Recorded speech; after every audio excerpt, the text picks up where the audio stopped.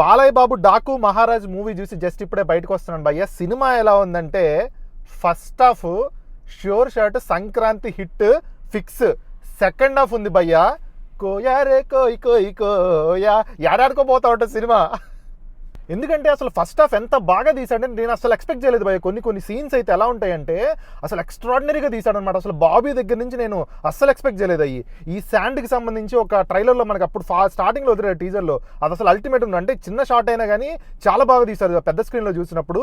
Second వచ్చేసి మనకి ఫారెస్ట్లో బాలయ్య బాబు హార్స్ మీద కొన్ని షార్ట్స్ ఉంటాయి భయ్య. అసలు లిటరల్గా గూస్ బంప్స్ వస్తాయి. నిజంగా చెప్తున్నాను, బాలయ్య బాబు ఫ్యాన్స్ ఎవరైతే ఉంటారో పిచ్చి పండగలు చేసుకుంటారు అంతే.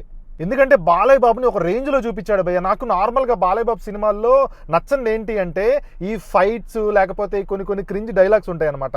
కానీ దీంట్లో చాలా బాగా తీసుకొచ్చాడు బాబీ. అంటే వాటన్నిటికీ భిన్నంగా బాలయ్య బాబుని చూపించడం కానీ అసలుకి బాలయ్య బాబు స్క్రీన్ ప్రెజెన్స్ ఉంది భయ్య. ఎంతైనా కానీ సీనియర్ యాక్టర్స్ అని నాకు అర్థమైపోయింది. అసలు తమన్ మాత్రం బ్యాక్గ్రౌండ్ ఎరగదీసి పడేశాడు భయ్య. అంటే బాలయ్య బాబు సినిమా అనగానే తమనికి ఎందుకో తెలియదు కానీ బాగా వర్క్ చేస్తున్నట్టుంది.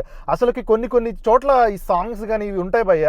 నాకు అప్పుడు అఖండాలో ఈ అఘోరా క్యారెక్టర్కి సంబంధించింది వచ్చినప్పుడు స్క్రీన్ మీదకి ఒక బీజిఎం లాంటిది ఉంటుంది అనమాట. అలాంటి బీజిఎంస్ అంటే ఆ రేంజ్లో కాకపోయినా కానీ చాలా ఎలివేషన్ తీసుకొచ్చాడు చెప్పాలంటే. తమను మాత్రం పిచ్చెక్కిచ్చి పడేశాడు. బాలయ్య బాబు ఏ రేంజ్లో తీసుకెళ్లాడు స్క్రీన్ ప్రెజెన్స్తో తమను ఆ రేంజ్లో మ్యూజిక్తో తీసుకెళ్లాడు భయ్య. లిటరల్గా చెప్తున్నా ఫస్ట్ హాఫ్ మాత్రం అసలుకి పిచ్చెక్కిచ్చి పడేశారు. ఫ్యాన్స్కి మాత్రం పండగలు అంతే. కొన్ని షార్ట్స్ ఉంటాయి భయ్య అసలుకి అవి వేరే లెవెల్ షార్ట్స్.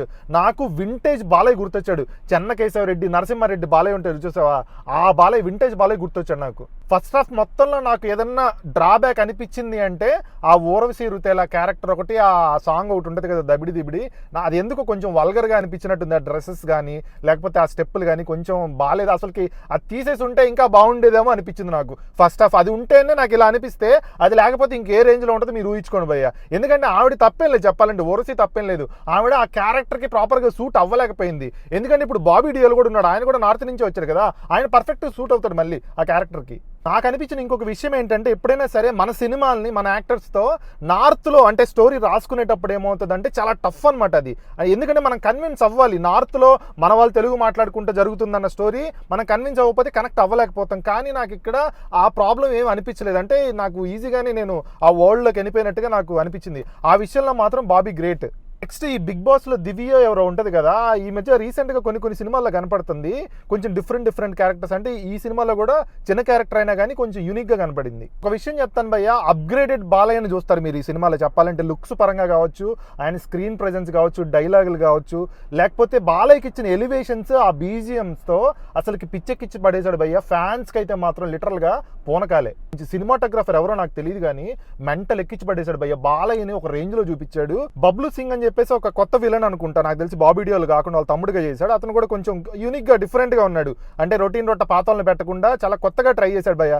కాస్టింగ్ అయితే మాత్రం నాకు చాలా బాగా నచ్చింది. ఇదంతా ఫస్ట్ హాఫ్ భయ్య. చెప్పాలంటే పాజిటివ్స్ అనుకోండి. సెకండ్ హాఫ్ స్టార్ట్ అయిన దగ్గర నుంచి అంటే కొన్ని హై సీన్స్ ఉన్నాయి, లేవని చెప్పను నేను. కానీ సెకండ్ హాఫ్ ఏమవుతుందంటే ఫస్ట్ హాఫ్లో ఆల్రెడీ చాలా ఎలివేషన్స్, ఒక కైండ్ ఆఫ్ ఎలివేషన్ ఇస్తాడు అనమాట బాలయ్య బాబుకి.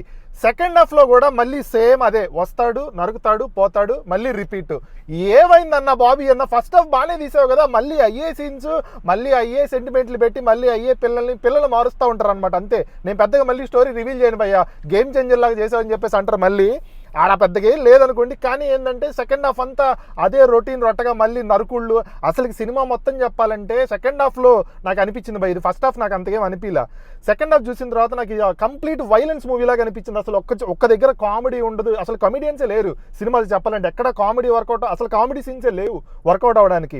అంత వైలెన్స్. ఫ్యామిలీస్ ఎవరు నాకు తెలిసి అంటే ఎక్సెప్ట్ బాలయ్య బాబు అభిమానులు కాకపోతే చూడలేరేమో అని చెప్పేసి నా డౌట్. కొంతమంది ఉంటారు భయ్య, నాకు తెలిసిన వాళ్ళే ఉన్నారు లేడీస్, వాళ్ళు వైలెన్స్ చూడరు అనమాట చెప్పాలంటే. అలాంటి వాళ్ళకి నాకు తెలిసి వర్కౌట్ అవుతుంది. ప్యూర్లీ చెప్పాలంటే బాలయ్య బాబు ఫ్యాన్స్కి పిచ్చెక్కిచ్చే పండగ లాంటి జాతర మూవీ భయ్య సంక్రాంతికి.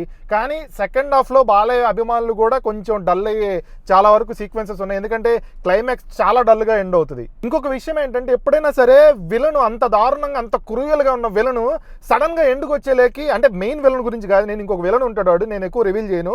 వాడు అప్పటిదాకా క్రూయల్గా ఉండి అసలు నరుకుతా చంపుతా అనేవాడు లాస్ట్కి మారిపోయి అన్నయ్య నేను కాపాడని అనగా నాకు ఊరే నాయనా అనిపించింది. అదేదో సినిమా ఉంది, అది కూడా అదే అనుకుంటా, నాకు తెలిసి నాకు గుర్తురాట్లేదు చెప్పట్లేదు, అది ఎన్టీఆర్ ఏదో సినిమా ఉంటుంది. విలన్ అంటే విలన్ లాగే ఉండాలి భయ్యా. బాలయ్య మూవీస్ అంటే ఈ సినిమా ఆల్మోస్ట్ అంతా వైలెన్సే కదా, విలన్ అంటే విలన్ లాగే ఉండాలి. వాడు అట్టనే చచ్చిపోవాలి, వాడు మారిపోయి అన్నయ్య అంటే ఏంది నాకు అర్థం కాల. ఇక ప్రజ్ఞ జైస్వాల్ క్యారెక్టర్ ఆవిడంతా ఓకే బాగానే ఉంది, అంటే మరీ అఖండ అంత బ్యాడ్గా అయితే లేదు. అఖండ నాకు ఫస్ట్ హాఫ్ అసలుకి నచ్చలేదు భయ్, అంటే ఆ రొమాంటిక్ సీన్స్ అవన్నీ నాకు అస్సలు నచ్చలేదు. చెప్పాలంటే సెకండ్ హాఫ్ ఎప్పుడైతే అఘోరా క్యారెక్టర్ వస్తుందో అక్కడి నుంచే నాకు బాగా నచ్చింది. లిటరల్గా చెప్పాలంటే నేను బాలయ్య బాబుది అఖండ తర్వాత ఇదే మళ్ళీ థియేటర్లో చూడటం. ఆ వీరసింహారెడ్డి ఒకటి, మళ్ళీ ఆ కేసరి ఏదో ఒకటి వచ్చింది కదా, అది ఫస్ట్ పోవగానే చూసి నాకు నా వల్ల కాక నేను తీసా ఇంట్లో టీవీలో. సో ఓవరాల్గా చెప్పాలంటే సినిమా ఎలా ఉందంటే ఫస్ట్ హాఫ్ మాత్రం హిట్, సెకండ్ హాఫ్ ఫట్ నా ఒపీనియన్లో.